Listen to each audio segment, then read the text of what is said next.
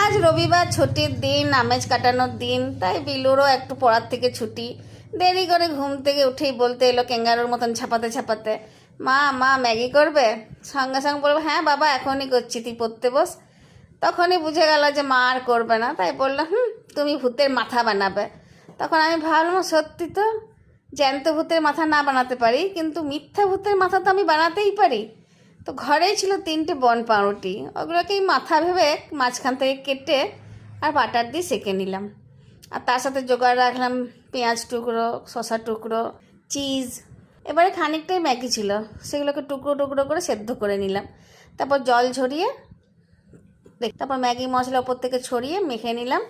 আর কিছু ক্যাপসিকাম বাটির মতন গোল গোল করে কেটে নিয়েছিলাম, দিয়ে সেগুলোর ভেতরেই একটু করে মাখন দিয়ে আর একটু করে ওই ম্যাগি দিয়ে পরে ভেজে নিয়েছিলাম এপিট ওপিট।